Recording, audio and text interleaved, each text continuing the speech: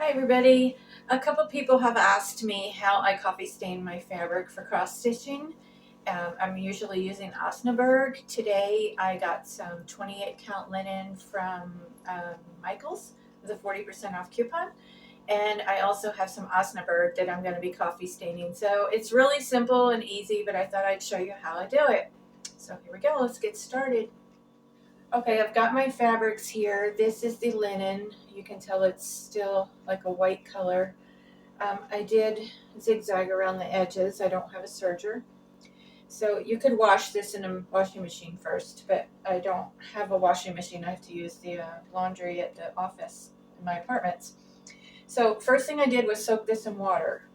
Now I have this coffee mixture in here. This is an old stained pot that I got from the thrift store.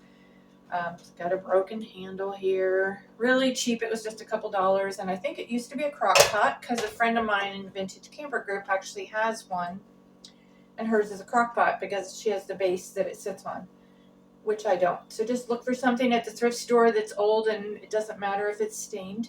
So this is soaked in water first, and that helps it absorb the coffee better. You can wear gloves for this. I don't. I'm not usually having my hands in here that long. So I'm just going to dip it down in here and squish it. Make sure it's all completely covered. And you can tell it comes out like this. And I'm just going to squeeze all the excess out. Now your coffee mixture, depending on how much coffee you add to the water, is what's going to determine how dark it comes out. So there you can see it's very mottled. And then I have a very well used piece of tin foil that I lay it on. Now, if I'm going to put this in the oven, say if it's winter, I would do it like this. The reason this is all crinkled up because if it was flat and smooth, the fabric would stick to it. And it kind of still will stick in the places where it's actually touching it. So you bake it at like 200, 250, watching it very closely. But you want to put it up like this, and that makes it more of a mottled finish. And then you would bake that. So what I'm going to do, it's a really sunny day, it's hot out, and I'm going to hang it outside. I'm in an apartment, and I don't have a clothesline. So I'm going to put it on my little flag holder, because I have 3 pieces here. And another piece I'm going to put on top of a bush. And then you could also lay it in the grass. So this is the Osnaburg. And again, it's wet. I've soaked it in water. Going to just dip it down here in the coffee. Now I have done this without soaking it in water first. Like if I was finished stitching something and I thought I wanted it just a little darker, I would just dunk it right in there. And then I just squeeze all that out. And then that's the Osnaburg. I'm going to do this other piece.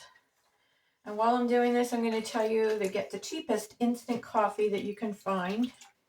Because you're not drinking it. Doesn't matter what it tastes like. Just go to Dollar Tree or something. Get some instant coffee. The more water you add, the lighter your fabric will come out. So if you want it dark, you want more coffee, less water.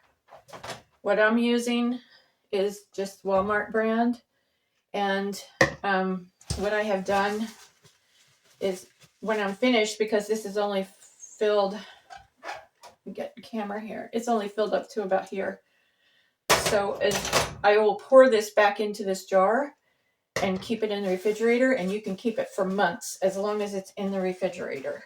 And then I just dump it back in the pot when I'm ready to use it again.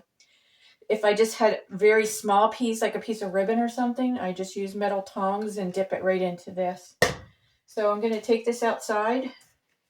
That's it for today. I will show you some pictures, what it looks like outside and what it looks like when it's dry.